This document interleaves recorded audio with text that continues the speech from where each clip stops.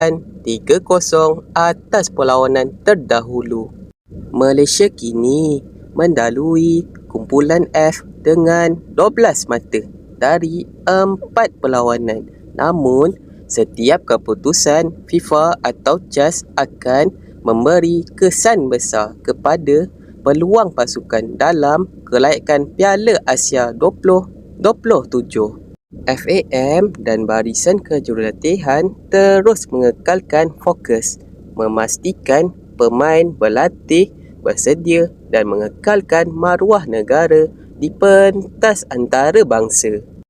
Bocoran dokumen dan keputusan FIFA menambah tekanan, tetapi semangat Harimau Malaya tetap tinggi.